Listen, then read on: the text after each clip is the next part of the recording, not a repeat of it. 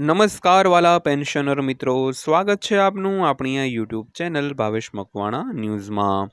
તો 1 ઓગસ્ટથી પેન્શનરો માટે તમામ નિયમોમાં થયા છે મોટા ફેરફારો।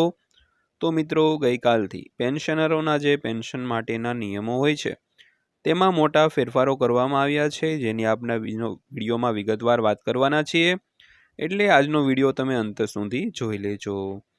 તો મિત્રો, વાત કરીએ તો મોંઘવારી ભથ્થાની ગણતરી। પગાર વધારાની રાહ જોઈ રહેલા કેન્દ્ર સરકારના અને રાજ્ય સરકારના કર્મચારીઓ પેન્શનરો માટે એક મોટી અપડેટ આવી છે।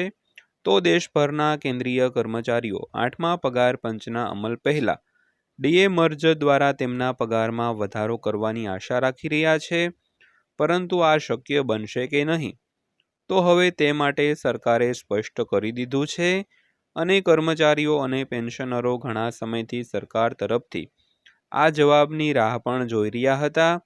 તો આજના સમાચારમાં આપણે જાણીશું કે સરકારે ડીએને મૂળ પગારમાં મર્જ કરવા અંગે શું કહ્યું છે મિત્રો। તો મિત્રો, ડીએ મર્જર વિશે આજના વિડીયોમાં આપણે એક અલગથી ચર્ચા કરવાના છીએ, જે તમે ધ્યાનથી સાંભળી લેજો। તો વાત કરીએ તો મોંઘવારી ભથ્થાની ગણતરી। સરકારી કર્મચારીઓના મોંઘવારી ભથ્થાને મૂળ પગારમાં ભેળવવામાં આવશે કે નહીં। તો એક તરફ કરોડોથી વધુ કેન્દ્ર સરકારના અને રાજ્ય સરકારના કર્મચારીઓ પેન્શનરો જાન્યુઆરી 2025ના ડીએની રાહ જોઈ રહ્યા હતા, તો ત્યારે બીજી તરફ ડીએને મૂળ પગારમાં ભેળવવા અંગે એક મોટી અપડેટ આવી રહી છે। તો હવે સરકારે ડીએને મૂળ પગારમાં ભેળવવા કે નહીં તે અંગે લેખિતમાં પણ જવાબ આપી દીધો છે। તો આપ સૌને જણાવી દઈએ કે ઘણા સમયથી કર્મચારીઓ દ્વારા ડીએને મૂળ પગારમાં મર્જ કરવાની માંગ સતત કરવામાં આવી રહી હતી। તો ઘણા લાંબા સમય પછી કર્મચારીઓને આ અંગે એક સ્પષ્ટ ચિત્ર જોવા મળી રહ્યું છે। તો ચાલો જાણીએ કે સરકારે ડીએ મર્જ કરવા વિશે શું કહ્યું છે। તો એટલા માટે ડીએની ચર્ચા થઈ રહી હતી। તો જ્યારે પણ મોંઘવારી ભથ્થું 50%ની ઉપર જાય છે, ત્યારે કર્મચારી તરફથી તેને મૂળ પગાર સાથે મર્જ કરવાની માંગ કરવામાં આવે છે। તો હાલમાં કર્મચારીઓને 7મા પગાર પંચ હેઠળ 53% મોંઘવારી ભથ્થું મળી રહ્યું છે। તો આનાથી કર્મચારીઓને વધતી જતી મોંઘવારી વચ્ચે ખર્ચનું સંચાલન કરવા સરળતાથી કરવામાં મદદ કરે છે। તો જ્યારે મોંઘવારી ભથ્થું અને મોંઘવારી રાહત 50% ઉપર જાય છે, ત્યારે તેને મૂળ પગાર અને પેન્શનમાં મર્જ કરવાનો નિયમ છે। તો આ કારણોસર આ મર્જર વિશે ઘણી ચર્ચાઓ છે તે થઈ રહી હતી, પરંતુ હવે સરકારે પ્રશ્ન એ ઊભો કર્યો છે કે શું સરકાર 8મા પગાર પંચનો અહેવાલ આવે તે પહેલાં તેને મૂળ પગાર અથવા તો પેન્શનમાં મર્જ કરશે।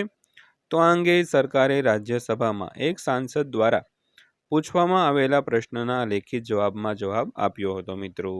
તો મિત્રો, ડીએ મર્જર વિશે એક લેખિતમાં જવાબ આવી રહ્યો છે, જેની આજના વિડીયોમાં આપણે આગળ ચર્ચા કરવાના છીએ, એટલે વિડીયો તમે અંત સુધી જોઈ લેજો।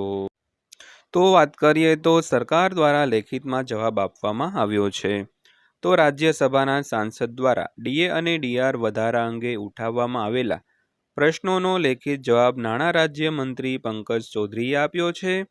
તો સ્પષ્ટતા કરવામાં આવી છે કે 8મા પગાર પંચ પહેલા, એટલે કે આ વર્ષ સુધી સરકાર તરફથી મોંઘવારી ભથ્થાને મૂળ પગાર અથવા તો પેન્શન સાથે મર્જ કરવાની કોઈ યોજના કે કોઈ પ્રસ્તાવ નથી। તો તમને જણાવી દઈએ કે સરકારી કર્મચારીઓ દ્વારા પગાર અને પેન્શનમાં ડીએ અને ડીઆરના દરો ની જે સમીક્ષા કરવામાં આવી છે તેમાં 2 વાર વધારો કરવામાં આવે છે। તો પહેલો વધારો 1 જાન્યુઆરીથી 31 જૂન સુધી અને બીજો વધારો 1 જુલાઈથી 31 ડિસેમ્બર સુધી કરવામાં આવે છે। તો ડીએ વધારો all India consumer price index ના ડેટા પર છે તે આધાર રાખતો હોય છે મિત્રો। તો મિત્રો, ખાસ કરીને રાજ્યસભામાં જે સાંસદોએ પ્રશ્ન પૂછ્યો હતો તેનો સરકારે લેખિતમાં જવાબ આપી દીધેલો છે કે ડીએ મર્જર અથવા તો ડીઆર મર્જર વિશે અત્યાર સુધીમાં કોઈ પ્રસ્તાવ કે કોઈ જે ચર્ચા છે તે હજી સુધીમાં થઈ નથી અને પગાર અને પેન્શનમાં ડીએ મર્જ કરવાની કોઈ પણ યોજના કે કોઈ પ્રસ્તાવ છે તે આવ્યો નથી મિત્રો। તો ખાસ કરીને આપણે વાત કરી તેમ ડીએ અને ડીઆરના દરો છે તે વર્ષમાં 2 વાર સુધારવામાં આવતા હોય છે. તો પહેલો સુધારો છે તે 1 જાન્યુઆરીથી 31 જૂન સુધી અને બીજો સુધારો છે તે 31 ડિસેમ્બર સુધી કરવામાં આવે છે મિત્રો. તો ડીએ વધારો છે તે ઓલ ઇન્ડિયા કન્ઝ્યુમર પ્રાઇસ ઇન્ડેક્સના ડેટા પર આધાર રાખતો હોય છે. તો આ પરિવર્તન આવી શકે છે. તો કયું પરિવર્તન? તો સરકાર તરફથી ડીએ પરના જવાબથી હવે સ્પષ્ટ થઈ ગયું છે કે 8મા પગાર પંચના અમલ પહેલા ડીએને મૂળ પગાર કે પેન્શન સાથે મર્જ કરવાની સરકારની કોઈ યોજના નથી. તો આ અંગેનો અંતિમ નિર્ણય સરકારે લેવાનો છે. તે જોવાનું બાકી છે કે સરકાર આ મુદ્દા પર નિર્ણય ક્યારે લે છે મિત્રો. તો મિત્રો ખાસ કરીને હજી સુધી કોઈ સ્પષ્ટ માહિતી મળી નથી, પરંતુ મિત્રો કોઈ પણ જાતની જે નિર્ણય લેવાનો હોય તે નિર્ણય સરકાર લેતી હોય છે. તો હવે જોવાનું છે કે સરકાર શું નિર્ણય લે છે અને ત્યારબાદ માહિતી છે તે વધારે સ્પષ્ટ થતી હોય છે. તો મિત્રો આજની માહિતી પસંદ આવી હોય, વિડીયો સારો લાગ્યો હોય તો વિડીયોને લાઇક કરજો અને આવા જ વિડીયો રોજે રોજ જોવા માટે આપણી આ ચેનલ સબસ્ક્રાઈબ કરી લેજો. તો ફરીવાર પાછા મળીશું એક નવા વિડીયો સાથે, નવી માહિતી સાથે. ત્યાં સુધી સૌને જય હિન્દ, વંદે માતરમ.